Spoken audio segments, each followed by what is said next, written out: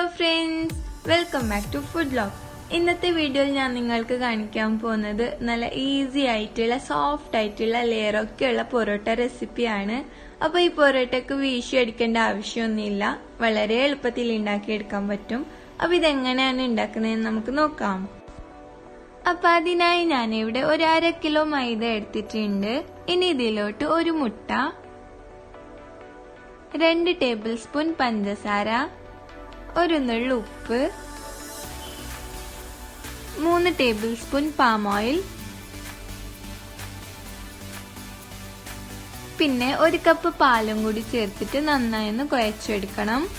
ഒരു 8 മിനിറ്റ് മുതൽ 10 മിനിറ്റ് വരെ നന്നായി തന്നെ നമ്മുടെ മാവ് കുഴച്ചെടുക്കുക. അപ്പൊ എത്രത്തോളം നമ്മൾ കുഴക്കുന്നോ അത്രത്തോളം നമുക്ക് നമ്മുടെ മാവ് സോഫ്റ്റ് ആയി കിട്ടും.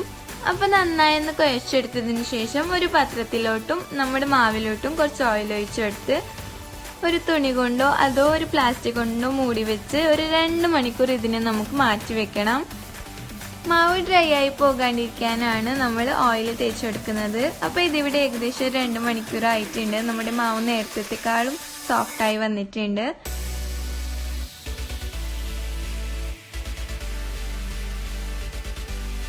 ഇനി ഇതിനെ നീളത്തിലൊന്ന് ഉരുട്ടിക്കൊടുത്ത് കട്ടാക്കി എടുക്കണം.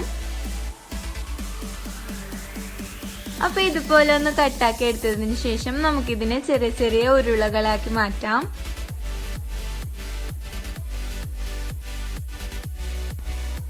നമ്മുടെ മാവിനൊക്കെ ഞാനിവിടെ ചെറിയ ചെറിയ ബോൾസ് ആക്കി മാറ്റിയിട്ടുണ്ട്. ഇനി നമുക്ക് ഇതിനെ പരത്തിയെടുക്കാം. അപ്പൊ പരത്തിയെടുക്കുമ്പോൾ നമുക്ക് മൈദേന്റെ ആവശ്യമൊന്നുമില്ല, അങ്ങനെ തന്നെ പരത്തിയെടുത്താൽ മതി. നല്ല തിന്നായിട്ട് നമ്മുടെ ഫ്ലോറ് മാവിലൂടെ കാണുന്ന വരെ പരത്തിയെടുക്കണം. ഇതുപോലെ ഒന്ന് പരത്തിയെടുത്തതിന് ശേഷം നമുക്കിതിനെ നൂല് പോലെ ഒന്ന് കട്ടാക്കി എടുക്കണം.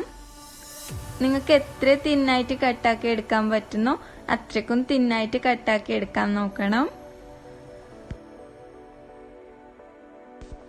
ഇതുപോലെ തിൻ സ്ട്രിപ്സ് ആയിട്ട് കട്ടാക്കി എടുത്തതിന് ശേഷം ഇതിന്റെ മുകളിലായിട്ട് കുറച്ച് പാം ഓയിലും കുറച്ച് മൈദപ്പൊടിയും കൂടി സ്പ്രെഡ് ചെയ്ത് കൊടുക്കുക.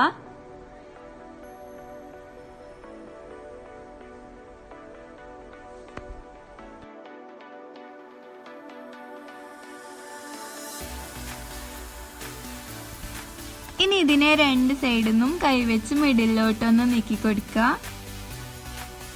അപ്പൊ ഇതുപോലെ ഒന്ന് ഉണ്ടാക്കി എടുത്തതിന് ശേഷം നമുക്കിതിനെ 2 സൈഡിൽ നിന്നും ചുരുട്ടി കൊടുക്കാം.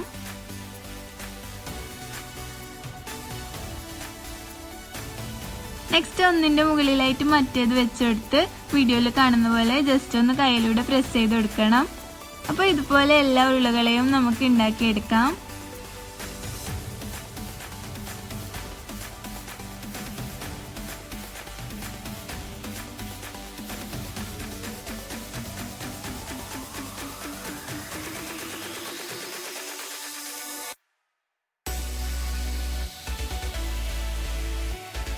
അപ്പൊ ഇതുപോലെ എല്ലാ ബോൾസ് ഉണ്ടാക്കി എടുത്തതിന് ശേഷം നമുക്കിതിനെ പരത്തിയെടുക്കാം. ജസ്റ്റ് കയ്യിൽ തന്നെ പ്രസ് ചെയ്ത് ഒന്ന് പരത്തിയെടുത്താൽ മതി.